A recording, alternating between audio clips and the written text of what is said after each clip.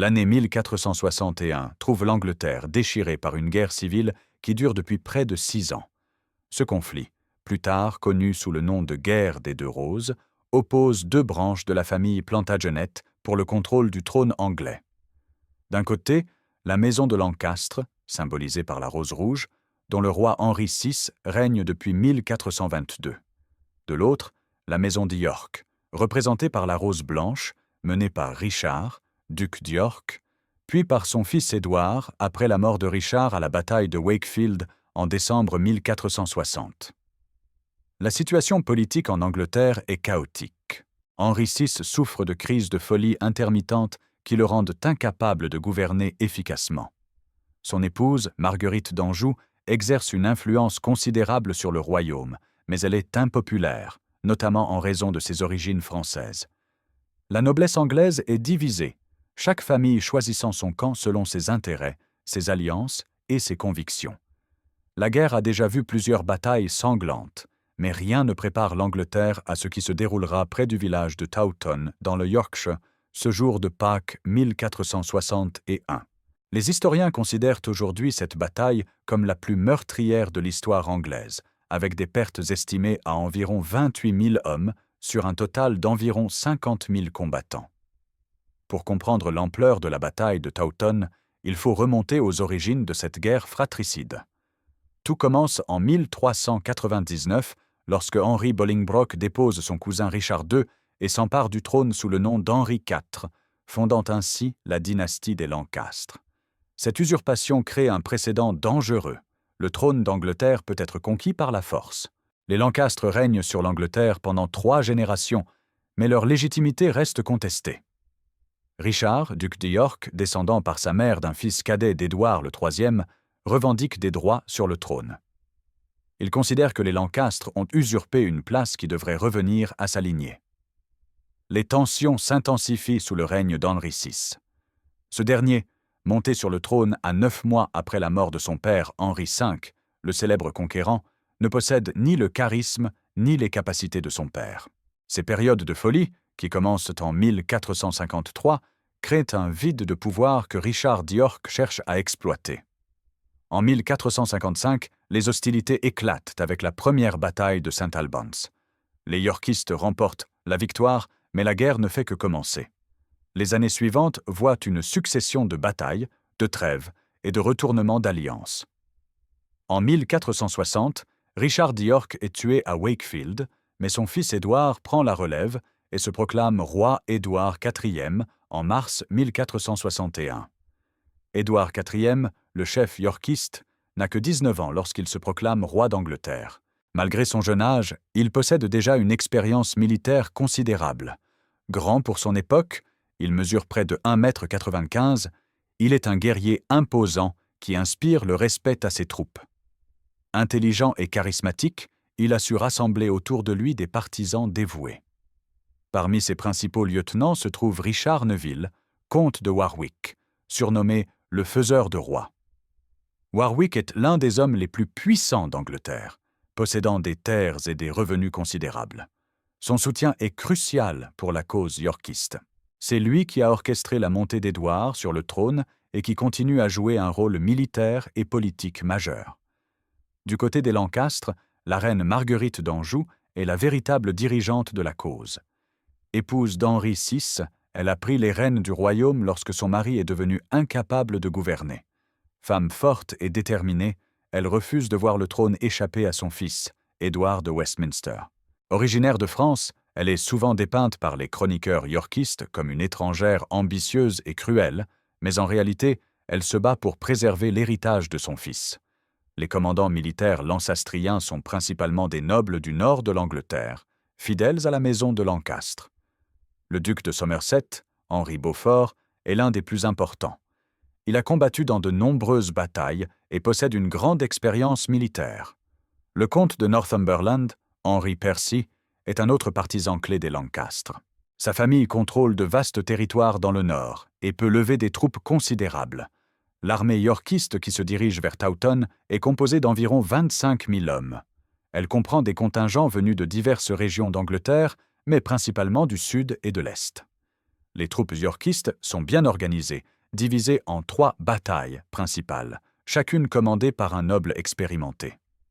La première bataille, dirigée par le duc de Norfolk, se compose principalement d'archers et d'hommes d'armes. La deuxième, sous le commandement direct d'Édouard IV, comprend le cœur de l'armée yorkiste, avec ses meilleurs soldats. La troisième bataille, menée par le comte de Warwick, sert de réserve et peut être déployée là où la bataille est la plus intense. L'armée lancastrienne est plus nombreuse, comptant probablement entre 30 000 et 35 000 hommes. Elle est principalement composée de troupes du nord de l'Angleterre, région traditionnellement fidèle aux Lancastres. Ces soldats sont réputés pour leur robustesse et leur férocité au combat. Comme les yorkistes, l'armée lancastrienne est divisée en 3 batailles principales. La première, commandée par le duc de Somerset, occupe le centre du dispositif. La deuxième, menée par le comte de Northumberland, se trouve sur l'aile droite. La troisième, sous les ordres du comte de Westmoreland, est positionnée sur l'aile gauche. Les 2 armées comprennent un mélange d'hommes d'armes, de chevaliers, d'archers et de soldats à pied. Les hommes d'armes sont des guerriers professionnels, lourdement armés et protégés par des armures complètes. Les archers, principalement armés de l'arc long anglais, jouent un rôle crucial dans les batailles de cette époque. Les soldats à pied, moins bien équipés, constituent le gros des troupes. Après s'être proclamé roi à Londres le 4 mars 1461, Édouard IV comprend qu'il doit rapidement affronter les forces lancastriennes pour consolider sa position. Il rassemble ses troupes et marche vers le nord, où les Lancastres, dirigés par la reine Marguerite d'Anjou, tiennent leur position. La progression des yorkistes est rapide. En quelques semaines, ils parcourent plus de 300 kilomètres, combattant plusieurs escarmouches en chemin. Le 27 mars, ils atteignent la ville de Pontefract, dans le Yorkshire, à seulement quelques kilomètres du campement lancastrien. Les 2 armées se rencontrent près du village de Towton, dans le Yorkshire. Le terrain choisi pour l'affrontement est un plateau entouré de vallées, un endroit stratégique qui offre peu d'options tactiques aux 2 camps. La seule voie d'approche se fait par le sud, ce qui signifie que l'armée yorkiste devra attaquer frontalement les positions lancastriennes solidement établies. Le 28 mars 1461, la veille de la bataille principale, les 2 armées s'affrontent lors de la bataille de Ferrybridge.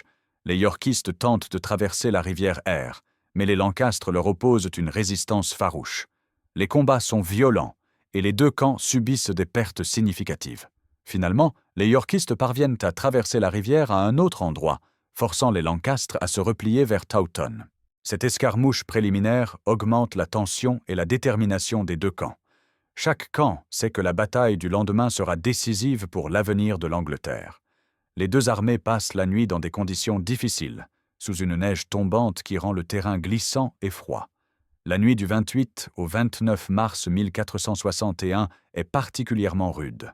Une tempête de neige s'abat sur la région, transformant le champ de bataille en un paysage blanc et inhospitalier. Les soldats des 2 camps tentent de se protéger du froid comme ils le peuvent, allumant des feux de camp et se serrant les uns contre les autres pour se réchauffer. Dans le camp yorkiste, Édouard IV, âgé de seulement 19 ans, passe la nuit à planifier sa stratégie avec ses commandants. Ils savent que leurs forces sont en infériorité numérique par rapport à l'armée lancastrienne. Pour compenser ce désavantage, ils comptent sur leur supériorité tactique et la qualité de leurs troupes. Édouard IV fait une dernière inspection de ses hommes, les encourageant personnellement. Il leur rappelle ce qui est en jeu, non seulement le trône d'Angleterre, mais aussi leur vie et celle de leur famille. Il promet des récompenses à ceux qui se battront bravement et des punitions sévères pour les lâches. De l'autre côté, la reine Marguerite d'Anjou, son fils Édouard de Westminster, âgé de 17 ans, et les commandants lancastriens préparent également leurs troupes à la bataille à venir. Pour les Lancastres, il s'agit de défendre le trône d'Henri VI et de sécuriser l'avenir de leur dynastie. Pendant cette nuit, des prêtres des 2 camps administrent les derniers sacrements aux soldats, conscients que nombreux seront ceux qui ne verront pas le lendemain. L'atmosphère est lourde, mêlant anxiété, détermination et une certaine résignation face à la violence imminente. Le matin du 29 mars 1461, jour de Pâques, la neige continue de tomber sur le champ de bataille. Les 2 armées se préparent à l'affrontement final. Les Yorkistes prennent position au sud face aux Lancastres établis sur le plateau. Le vent souffle du nord, poussant la neige directement dans le visage des troupes yorkistes, ce qui les désavantage considérablement. Vers 9 heures du matin, la bataille commence avec un échange de tirs d'artillerie. Les canons et les archers des deux camps tentent de percer les lignes ennemies. La neige rend la visibilité difficile et les projectiles s'enfoncent dans la terre gelée sans causer de dégâts significatifs. Conscient du désavantage causé par le vent, Édouard IV ordonne à ses archers de tirer une seule volée de flèches avant de reculer rapidement. Les Lancastres, pensant que les Yorkistes battent en retraite, ripostent avec une puissante volée de flèches. Mais le vent s'est subitement retourné et les flèches lancastriennes, portées par le vent, retombent sur leur propre ligne, causant de nombreuses victimes. C'est à ce moment que les Yorkistes contre-attaquent. Édouard IV profite de la confusion dans les rangs lancastriens pour lancer ses troupes à l'assaut. Les combats au corps à corps commencent, et la violence de l'affrontement dépasse tout ce que les soldats ont connu jusqu'alors. La bataille de Towton se transforme rapidement en un massacre sans merci. Les deux camps se battent avec une férocité extrême, conscients que l'issue de cette bataille déterminera le futur de l'Angleterre. Les combats durent des heures, dans une boue de sang et de neige fondue. Les Yorkistes, bien que moins nombreux, bénéficient d'une meilleure organisation tactique. Édouard IV a divisé ses forces en 3 batailles principales, chacune commandée par un de ses lieutenants les plus fiables. Les Lancastres, quant à eux, manquent de coordination, leurs commandants se disputant le commandement suprême. Au centre, les troupes d'Édouard IV enfoncent les lignes lancastriennes, créant une brèche que les Yorkistes exploitent rapidement. Sur les flancs, les combats sont plus indécis, mais progressivement, les Yorkistes prennent l'avantage, poussant les Lancastres à reculer. La bataille atteint son paroxysme lorsque les troupes yorkistes du duc de Norfolk, qui avaient été retardées par la tempête, arrivent sur le champ de bataille et s'engagent dans le combat. Cet apport de forces fraîches scelle le sort des Lancastres, qui commencent à battre en retraite de manière désorganisée. C'est ici que la bataille de Towton entre dans la légende sous le nom de « bataille au pont de Corps ». La retraite des Lancastres se transforme en déroute lorsque leurs soldats tentent de traverser la rivière Cock, un petit cours d'eau qui coule au nord du champ de bataille. Les ponts qui enjambent la rivière sont rapidement submergés par la foule des soldats en fuite.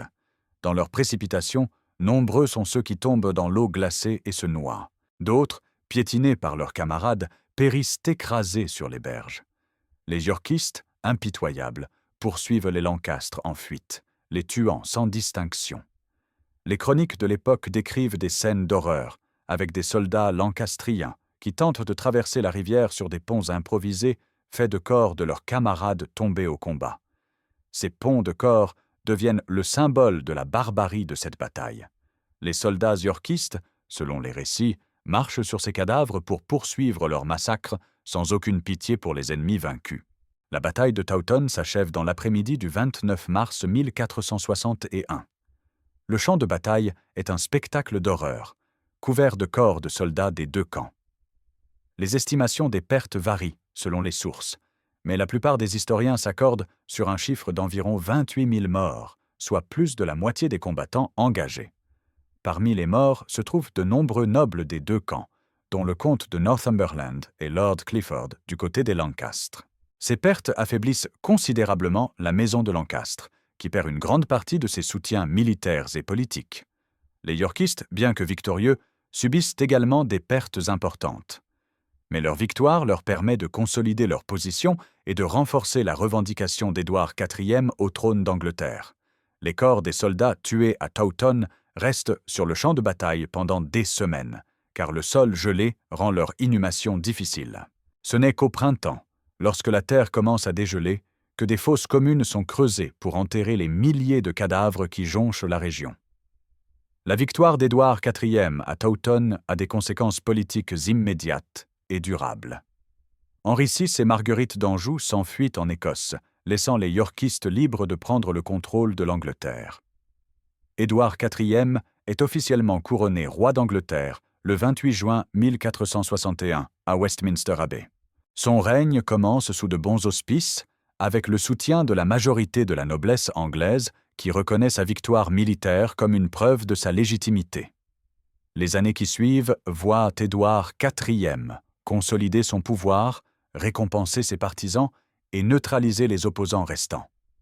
La maison de Lancastre, bien que vaincue, n'est pas complètement éliminée et des poches de résistance subsistent, notamment dans le nord de l'Angleterre et au pays de Galles. Cependant, la victoire de Towton ne met pas fin à la guerre des Deux Roses. Les Lancastre continuent de comploter pour reprendre le trône et le conflit reprendra avec une intensité variable pendant les années suivantes. Mais Towton reste un tournant décisif, marquant le point culminant de la violence de cette guerre civile et établissant solidement les Yorkistes au pouvoir pour la prochaine décennie. Les chroniqueurs de l'époque ont laissé des descriptions poignantes de la bataille de Towton. Jean de Wavrine, un chroniqueur bourguignon qui a probablement parlé avec des participants à la bataille, écrit « Le carnage fut si grand que les morts s'étendaient sur une distance de 3000, et les rivières étaient tellement remplies de corps que l'on pouvait les traverser à pied sec. » Le chroniqueur anglais Gregory's Chronicle décrit la scène de manière encore plus explicite. « Et les morts gisaient si épais sur le champ qu'un homme pouvait marcher sur les corps d'un bout à l'autre du champ de bataille sans jamais toucher le sol. » Ces témoignages, bien que peut-être exagérés, donnent une idée de l'ampleur du massacre. Ils reflètent également le choc qu'a représenté cette bataille pour les contemporains, habitués à la guerre, mais pas à une violence d'une telle intensité. Les lettres et documents administratifs de l'époque confirment également l'impact de la bataille. De nombreuses familles nobles du nord de l'Angleterre ont perdu plusieurs membres à Towton, et les documents de succession de l'époque témoignent de ces pertes massives.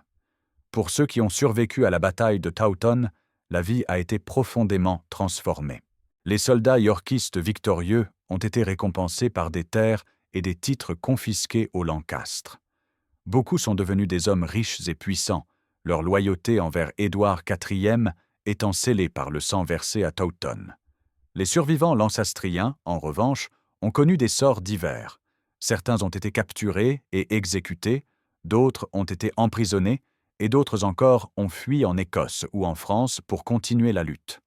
Ceux qui sont restés en Angleterre ont dû faire face à des représailles et à la confiscation de leurs biens. Pour la population locale, la bataille a eu des conséquences dévastatrices. Les champs autour de Towton ont été dévastés par le passage des armées et les récoltes ont été détruites. Les villages voisins ont dû faire face à l'arrivée de milliers de corps à enterrer, ainsi qu'aux maladies qui se sont propagées dans la région après la bataille. Les souvenirs de la bataille ont longtemps hanté la région.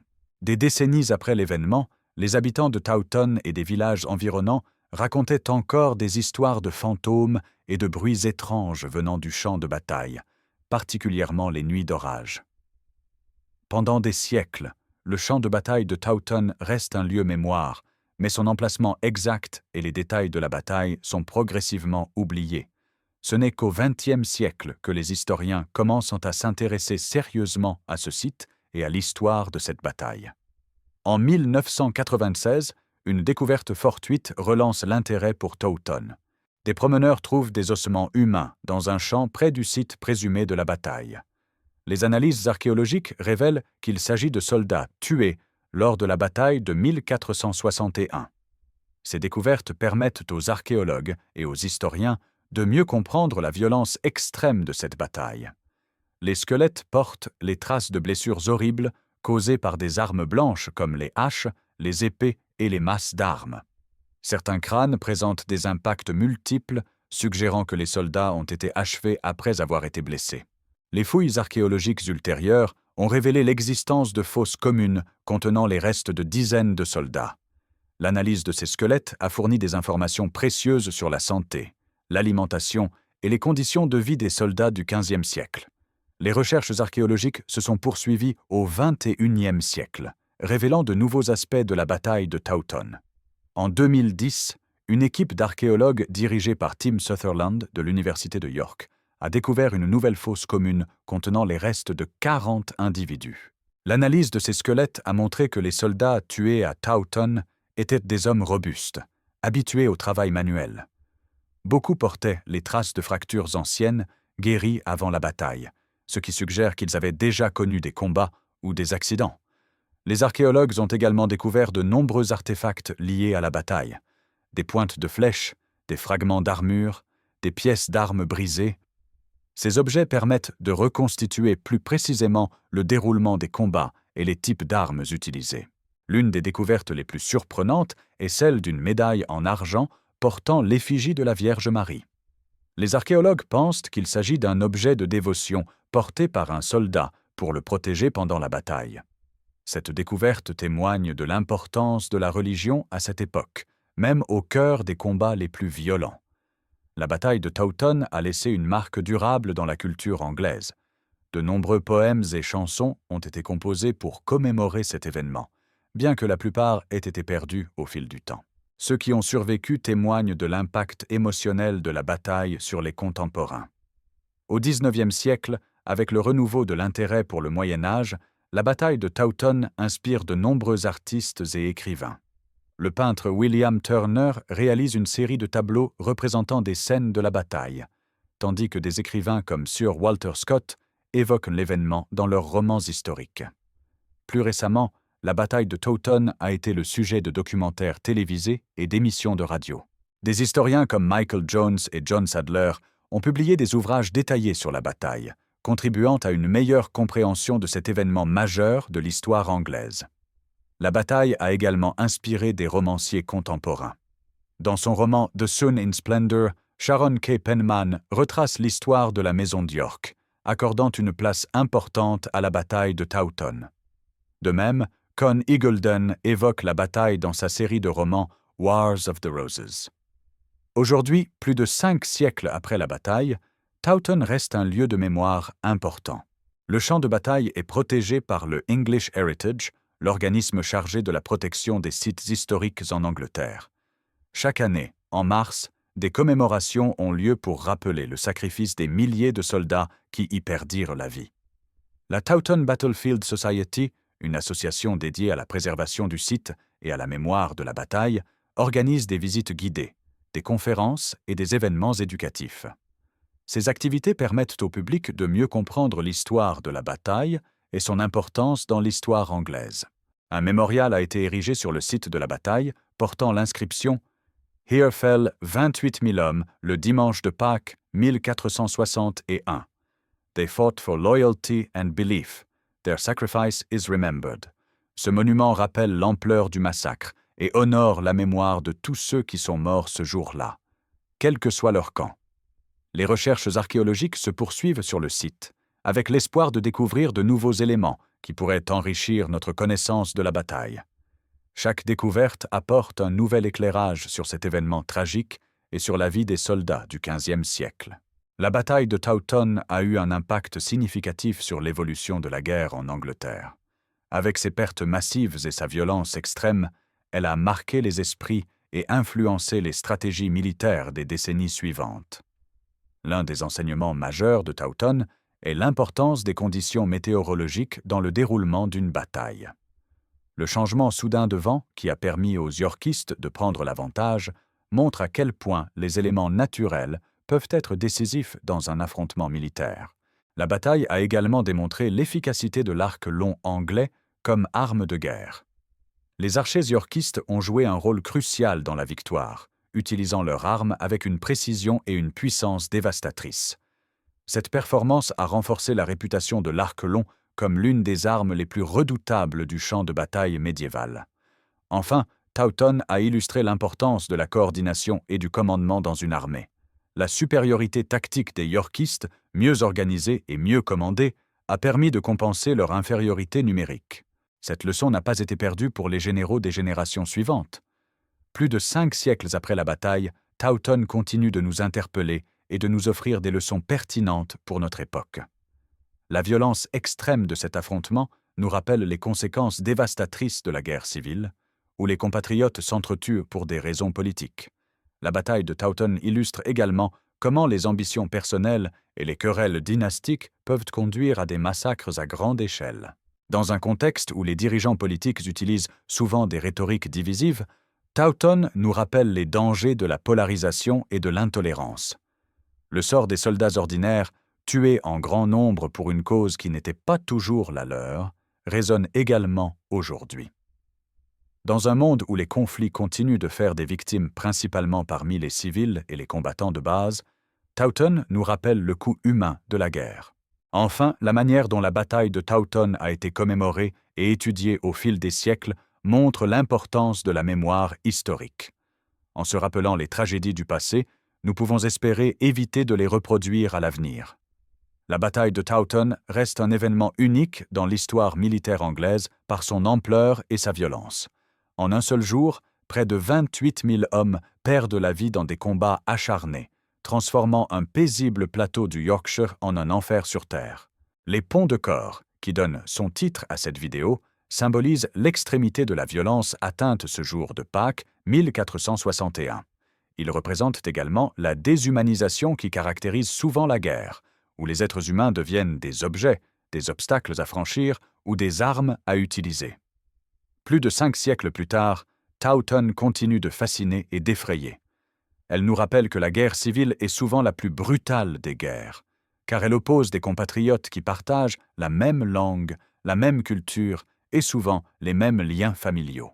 La bataille de Towton, avec ses ponts de corps, reste un témoignage poignant de la capacité humaine à la violence extrême, mais aussi un rappel de la nécessité de résoudre les conflits politiques par des moyens pacifiques plutôt que par la force des armes. C'est cette leçon, tirée d'un champ de bataille enneigé du Yorkshire il y a plus de 500 ans, qui résonne encore aujourd'hui avec une force particulière.